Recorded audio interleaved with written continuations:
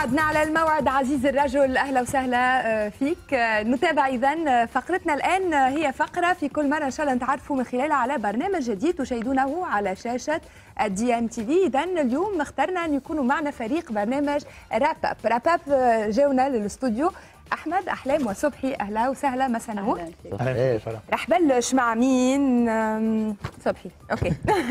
صبحي، خبرني شوي على راب اللي عم بيشوفنا لاول مره، والكل عم بيشوفنا لاول مره طبعا. شو هالبرنامج؟ راب هو عباره عن برنامج مدته ساعه. فكرته بعتقد انه فكره كثير غريبه او جديده بالعالم العربي، وهي بتعتمد على انه نحن نجمع خلال ساعه من الوقت الاشخاص، كل الناس وكل الرجال. بتعرفي عاده ما بيقدروا، بيكون عندهم شغل، ما فيهم يشوفوا نشرات الاخبار او اهم اخبار اللي صارت خلال اليوم. نحن بنجمع لهم اياها عباره بساعه من الوقت، بنعرض فيها كل شيء صار، اخبار سياسيه، اجتماعيه، اقتصاديه، تكنولوجي، فن، كل هاي الاخبار بساعه واحده عبر شو انعرض على القنوات، كل القنوات شو قالت عن هذا الخبر. حلو. وكيف سيتم يعني التناوب على البرنامج؟ كيف حيتم احلام؟ حيكون مره انا وزميلي صبحي، مره انا وزميلي احمد، ومره زميلي صبحي واحمد بيكونوا مع بعض.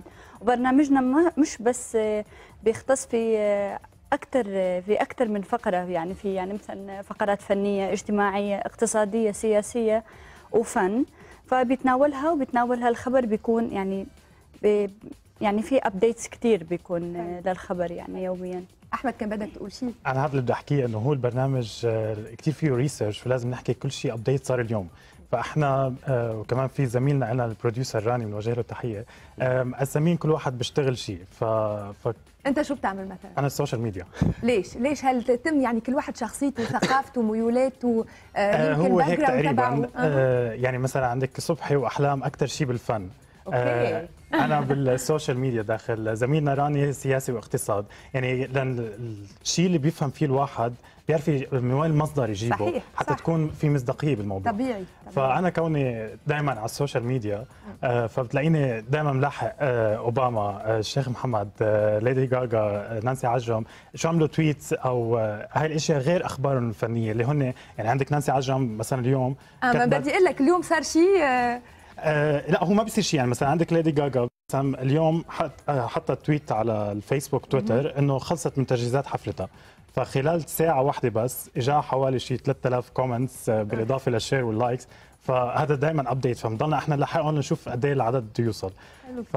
فهو هذا الحلو ببرنامجنا. طيب ونانسي عجرم شو خبرها اليوم؟ في شيء عن نانسي؟ لا، ما في خبر.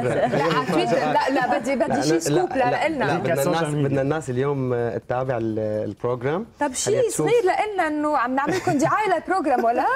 يلا حنقول لهم اول خبر. انها بس عم بتخبرنا عن قصه حياتها بطريقه سريعه. حلو كثير. طب صبحي، في طريقه جديده بتقديم البرنامج تركتوا يعني اخذتوها بالفعل. سؤال كثير مهم فرح. الجديد كمان بالبرنامج انه نحن 3 شباب رح نقدم، ما نقول نشرة أخبار. 3 شباب قال ولا أنا 3 شباب بما معناتها نحن يعني صغار يعني، مش بالعمر يعني. هاي لتشة لإلي على أساس. هلا فهمت. لا هلا استوعبت. لا ما هي بس الواحد يستوعب يفهم. لا أوكي. ولو أنت فرح يعني على عيننا وراسنا أكيد.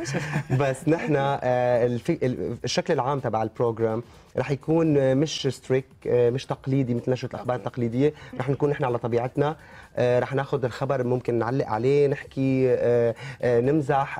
رح يكون لايت نيوز، مش النيوز اللي احنا متعودين عليها. كثير فلكسبل. وبنفس الوقت كمان ما رح نحرم المشاهد من انه يشوف شو صار على القنوات الثانيه. يعني نحن بهي الطريقه مثل زابينج يعني. ايه مثل زابينج. يعني كنا عم نحكي انا واحمد امبارح، نحن بهالطريقه كمان القنوات الثانيه عم نحط لكم اياها بشاشه وحده. شو طالعت. في ناس بتحب تقلب على الجزيره العربيه، على اكثر من قناه او على اكثر موقع الكتروني، بس احيانا ما بيكون عندها وقت تتابع كل هدول. صعب. نحن عم نجمع لهم اياهم بهذا المكان. ونحن لازم نكون خفاف. يعني 11:30 بالليل لما بنطلع، بعتقد انه نحن لازم نكون كثير خفاف على المشاهدين. يعني مثل واحد بتعشى لازم يتعشى خفيف. صح؟ فلازم نحن نكون خفيفين على المشاهدين، وان شاء الله نقدر نكون خفيفين يعني على احنا عم نعطي المشاهد احنا عم نعطي المشاهد اهم اهم جزء في الخبر وبطريقه سريعه، لانه حتى ما نخلي المشاهد يمل منا او يمل من الماده اللي عم بنقدمها. اوكي احمد. هذا بالاضافه انه الاخبار اللي عم ناخذها من وجهه نظر كل واحد. يعني اذا في شيء اجتماعي مثل اليوم اليتيم العالمي مثلا، قبل جزيرة قناة الآن خصصت حلقة كاملة عن الموضوع، حكت عن الموضوع بوجهة نظر نسائية. الجزيرة لا، حكت عن معرض بطوكيو خصص معرض صور لليتيم. فاحنا كمان هذا اللي احنا بدنا نفرجيه، انه مش الخبر كيف كل القنوات اخذته بنفس المعنى، لا احنا بنلحق التحليل او كل واحد كيف اخذ بوجهه نظر، يعني القنوات تختلف اراء او سياستها عن بس عن ولكن حابب الفت نظر، نحن ما بنعطي اي راي، نحن بشكل بتجرد وموضوعيه، نحن بنقول شو صار حتى نحط المشاهدين راي المشاهدين. طيب رح اسال سؤال يمكن ما خصه كثير بالبرنامج، بس هي فكره عن الرجل والمراه. كنا عم نحكي واحنا عم نعد للبرنامج بانه هي اول قناه عربيه تتوجه يعني اكسكلوزيف للرجل. ف حبينا نجرب ونفكر كيف يفكر الرجل ما بيسمع مثل حدا تاني مثل المرأة. يمكن المرأة عندها وقت بتسمع، عندها يعني قبول للأخبار، يعني الرجل لا، سريع، بده شيء سريع. فحكينا بالإعداد أنه مثلا لما بتاخد جريدة ممكن أحلام وأحمد أو أحلام وصبحي ما بينتبهوا لنفس الخبر.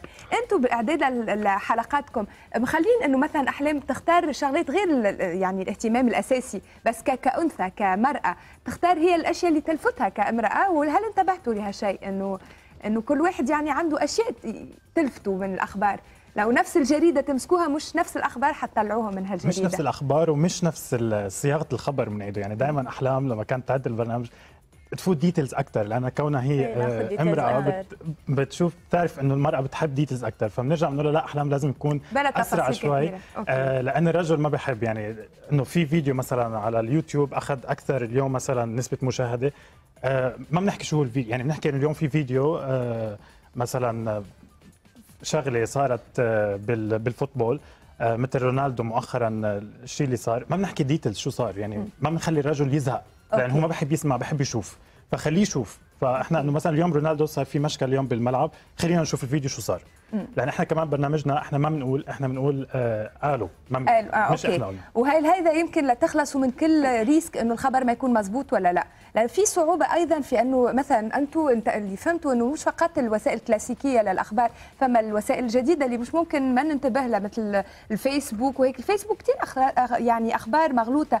من كم يوم الممثل القدير خالد تاجة يمكن بسوريا قيل انه توفي وطلع انه كذبت العائله الخبر. هي طبعا مثال من امثله كثيره. بعدين رجع توفى الله يرحمه طبعا، ونتقدم لعائلته بالتعازي. هيك امور كيف تقدروا تنتبهوا انه هالخبر لا مش مزبوط، ما راح ناخذه ولا بتاخذوه؟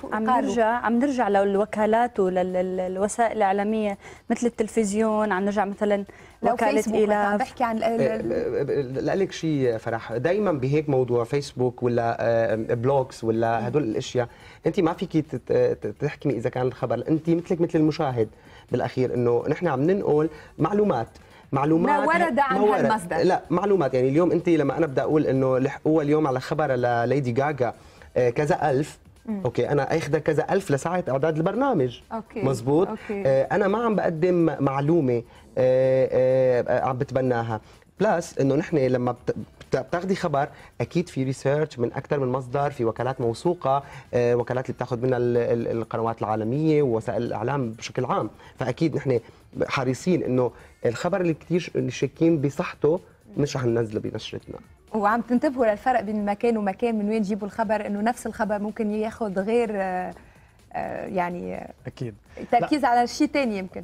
لا اكيد المواقع اللي بنفوت عليها كلها مواقع يعني وكالات انباء مثل ما قلت احلام، ذات مصداقيه. هاي ما بنفوت على منتديات او شيء، لان دائما المنتديات بتالف اخبار وبتحكي اشياء مش مزبوطه. دائما احنا بنفوت على مواقع معروفه ولها نسبه مشاهده.